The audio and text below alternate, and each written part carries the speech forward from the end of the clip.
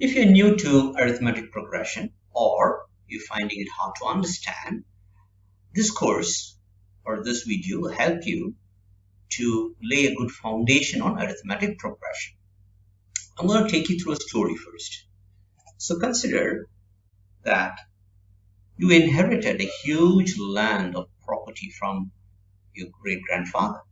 You just found out that it's yours and you have this property now. And you decide to build a house. So you build this beautiful house. It really looks beautiful. And you decide to sell it. And people just love it. It's so beautiful and they buy it. Then immediately you see a good opportunity and you start to build 3 more houses in the same row. So now you have built 4 houses.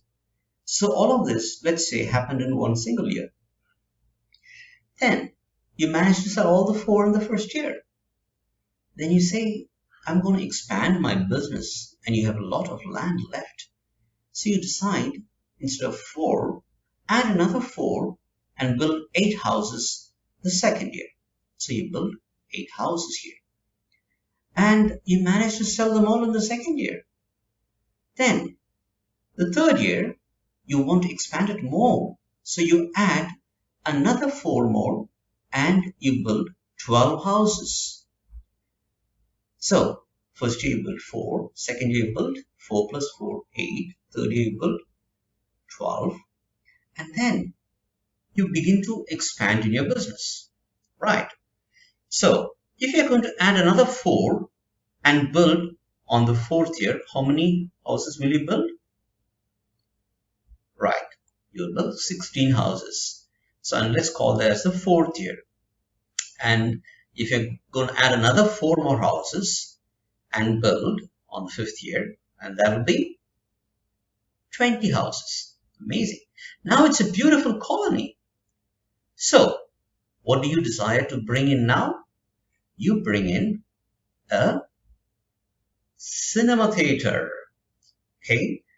And then you add one more facility. Can you guess? Yes, you add a shopping center into this place. Great. So now, let's get into some arithmetic progression. So, the first number is 4. So, we're going to call this 4 as the first value of our arithmetic progression, right? So, how many houses in the first year did you build? It was 4. I'm going to call that as A. Then, how many houses added every year? It was 4, 4, 4 was the additions. So, difference from one to another is 4. I'm talking about the progression of the numbers, all right? Okay, next, how many houses did you have in the 5th year? It was 20. Great. All right. Now, I'm going to put this in an equation form. I'm going to call this number 20, which is, I'm calling it as T5. When I say T5, means the term 5 or the 5th year. Okay, in our scenario, it's the 5th year. T, which is the number of houses that you're going to have in the 5th year, will be equal to, we know it's 20, but I'm going to break it down as 4 plus 5 minus 1 times 4. Why did I do this? This 4 is my A. This 5 is my N. And this 4 is my D.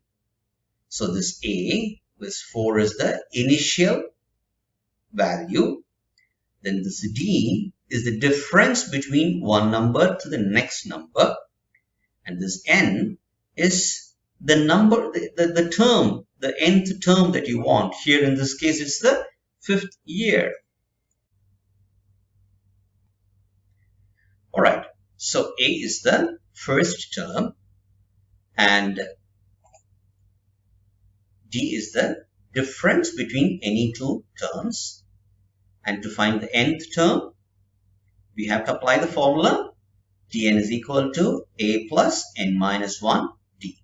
Alright, now can we try and design the cinema theater? Let's decide how many seats we can have. So this is our movie theater. Okay, so let's assume that our space was just about sufficient to put 7 seats. And this is your entrance to the theater. So you enter through this, so you need to have 3 this side and 4 this side. And so how many more seats can you have? So if you add another row, it will become 14. So with 1 row, it is 7. With 2 rows, it will be 14. And if you add another 3rd row, with 3 rows, it will be 21. And if you add another 4th row, with 4, it will be 28. Great. Now, our initial value, which is this A, is 7. And the difference between each number of rows or our series will be 7. So D is 7. So to find if you're going to have n number of rows, so how many seats would you have? So if you decide to have n number of rows, how many seats would be available for you to seat your customers? Alright, so this can be expressed using this arithmetic progression. Let's take an example of 8 rows. You decide to have 8 rows. Our A, which is the initial value, is 7, and difference between the values, one value to the next value would be 7, and n is the number of rows that you want to have. So if you want to have 8 rows, let's call our n is equal to 8. Then applying it in this formula, t of 8 is equal to, our A is 7, n is 8 minus 1 times our D is 7. So we get 56. So if you're going to have 8 rows, then you will have 56 seats.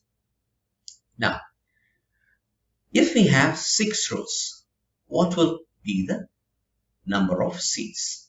I'm going to give you a few seconds to try and solve this by yourself.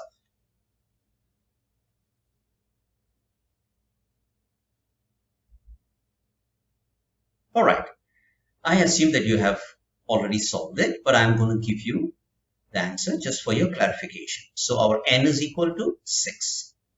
Our t of n is what we need to find, how many number of seats we're going to get. So replacing here the values, t of 6 is equal to A is 7, our n now is 6 minus 1 times D is 7. You get 42. So you can get 42 seats. So arithmetic progression is used in many things in life. And if your initial value was not 7, if it was a number not a multiple of 7, then it's very useful to use arithmetic progression and to find the nth number of the series. Thank you for watching Math Tutorial Anand. Please like and you can comment if you have any questions, and do not forget to subscribe to get more videos like this.